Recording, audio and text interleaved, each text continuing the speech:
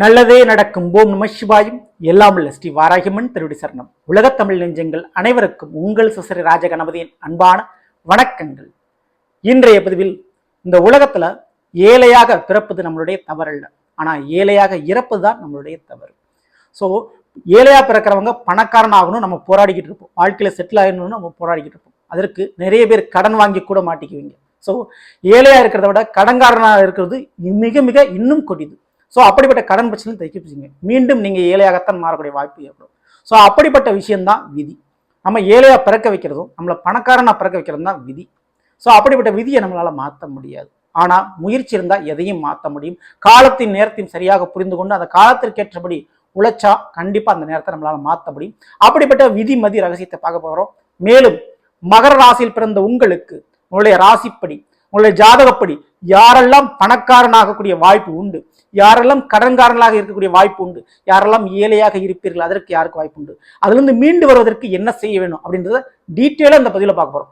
So நீங்கள் மகர ராசியில் பிறந்திருந்தா இந்த பதிவை ஃபுல்லாக பாருங்க. மேலும் நம்ம சேனலில் மகர ராசியில் பிறந்த உங்களுக்கு குரு பயிற்சி பலங்களாக பதிவிட்டாச்சு, பார்க்கலனா நம்ம சேனலில் போய் விசிட் பண்ணி பார்த்து பயனடைஞ்சுங்க. மறக்காம நம்ம சேனல் சப்ஸ்கிரைப் பண்ணிங்க, கூட தர பெல் ஐக்கான ப்ரெஸ் பண்ணிட்டு பக்கத்திலே ஒரு ஆளுன்ற ஆப்ஷனை தவறாமல் செலக்ட் பண்ணி வச்சுங்க. அப்படின்னா தான் நான் பதிவிடக்கூடிய அடுத்தடுத்த பதிவுகள் உங்களுக்கு உடனுக்குடன் நோட்டிபிகேஷனாக வந்து சேரும். மகர ராசியில் பிறந்த நண்பர்களே, மகர ராசி ராசிக்கு அதிபதியே சனி பகவான். சனி பகவான் தான் விதிக்கு காரகம் வைக்கக்கூடிய ஒரு கிரகம். விதிக்காரகனே சனி பகவான் தான். அதனால தான் சனி கொடுத்தால் எந்த கிரகத்தாலும் தடுக்க முடியாது, எந்த ஒரு கிரகம் கொடுத்தாலும் சனி பகவானால் தடுக்க முடியும் சொல்றாங்க.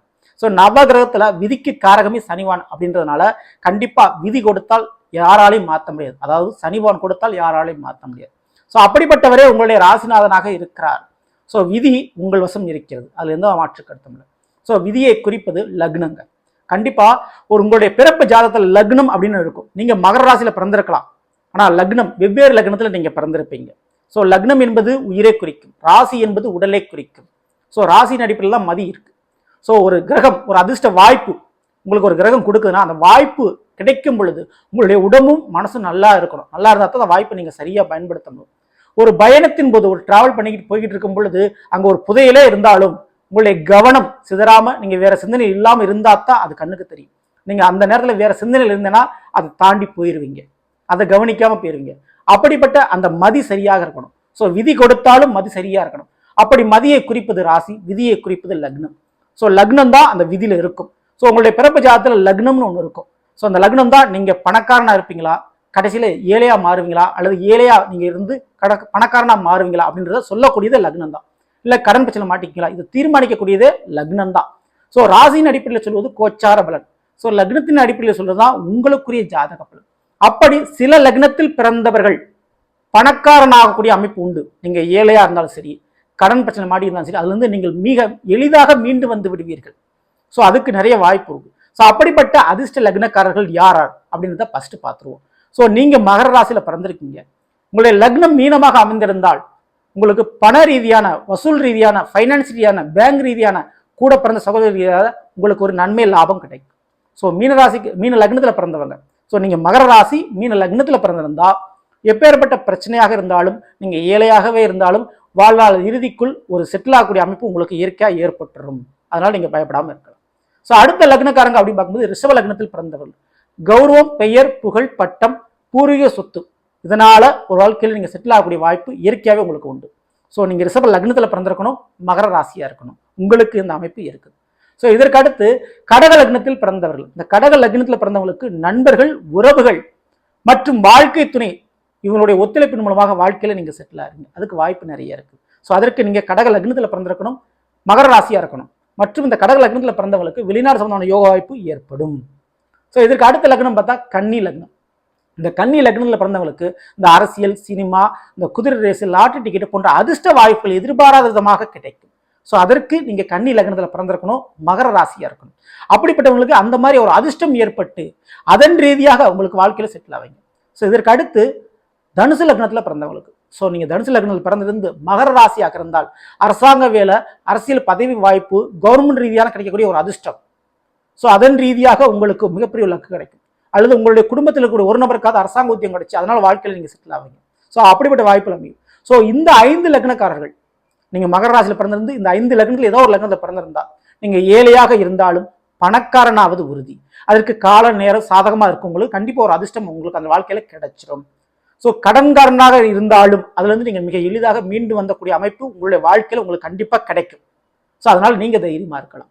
ஸோ இதற்கு அடுத்து நம்ம பார்க்கக்கூடியது கடன் பிரச்சனையில் சிக்கிக்கொள்ளக்கூடிய லக்னக்காரர்கள் யாரார். அதுல ஃபர்ஸ்ட் வரக்கூடியது மேச லக்னத்தில் பிறந்தவர்கள். ஸோ நீங்க மேச லக்னத்தில் பிறந்திருக்கீங்க, உங்க ராசி மகர ராசி அப்படின்னா நீங்க கவனத்தோடு இருக்க வேண்டிய ஒரு விஷயம் எந்தெந்த விஷயத்துல அப்படின்னா, தொழில் ரீதியான ஒரு கடன் அல்லது வீடு ரீதியான ஒரு கடன்.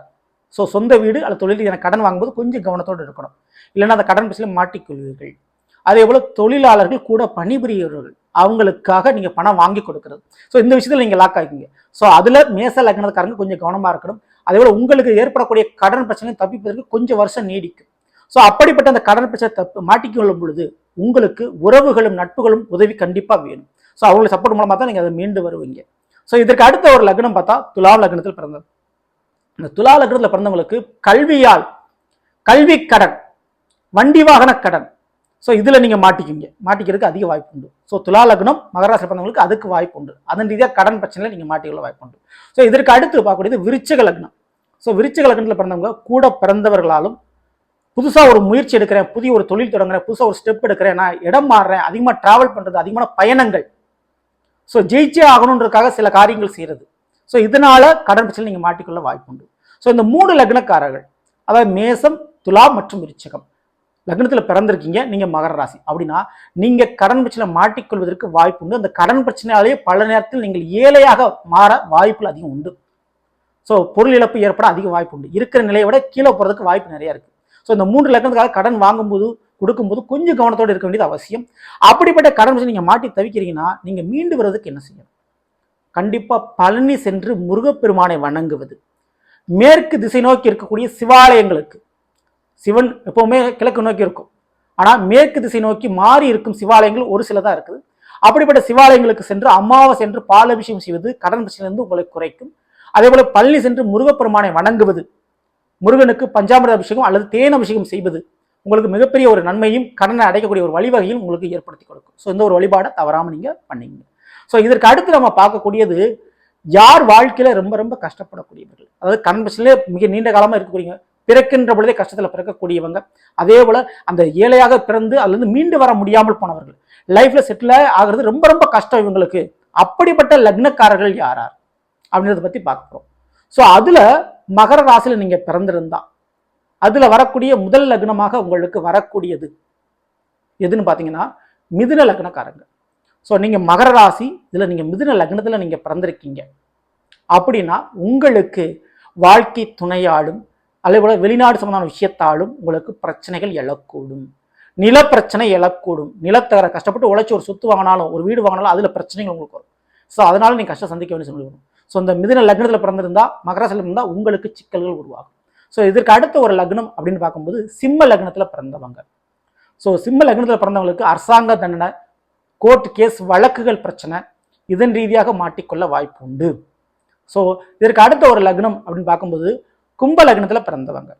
ஸோ இந்த கும்ப லக்னத்துல பிறந்தவங்களுக்கு அதிகப்படியான பயணம், அதிகப்படியான விரைய செலவுகள், எதிர்பாராத விபத்துகள், இதனால உடல்நல குறைபாடு, ஸோ இதனால பிரச்சனைகள் உங்களுக்கு வர வாய்ப்பு உண்டு. ஸோ இந்த 3 லக்னக்காரங்க, ஸோ மிதுனம், சிம்மம் மற்றும் கும்பம் இந்த லக்னத்துல பிறந்திருந்தா நீங்க மகர ராசியா இருந்தா உங்களுக்கு பற்பல பிரச்சனைகள், ஒரு படி ஏறினா 2 படி சறுக்கும்.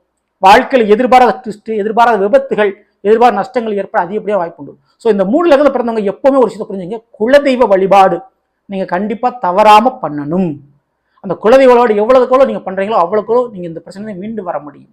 அதே போல உங்களுக்கு ஒரு திருமண வாழ்க்கை வாரிசு வந்ததுக்கு முன்பு உங்களுடைய தலையெழுத்தே மாறும், உங்களுடைய விதிப்பலன் மாறும். ஸோ அதனுடைய அமைப்பின் ஏற்றபடி உங்களுக்கு கிரகப்பலன் மாறி கஷ்டத்திலிருந்து நீங்கள் மீண்டு வருவீர்கள். அப்போ திருமண குழந்தை பாக்கியன்றது இந்த 3 லக்னத்துக்காக ரொம்ப ரொம்ப முக்கியம். அதே போல குலதெய்வ வழிபாடு ரொம்ப ரொம்ப முக்கியம். ஸோ குலதெய்வ வழிபாடே தெரியலங்க அப்படின்னு சொல்லக்கூடியவர்கள் கண்டிப்பா நான் சொன்ன மாதிரி முருகப்பெருமானை வணங்குகின்ற பொழுது உங்களுக்கு மிகப்பெரிய ஒரு முன்னேற்றமும், கஷ்டத்திலிருந்து மீண்டு வரக்கூடிய வாய்ப்பும், கண்டத்திலிருந்து தப்பிக்க கொள்ளக்கூடிய அருளும் கிடைக்கும் உங்களுக்கு.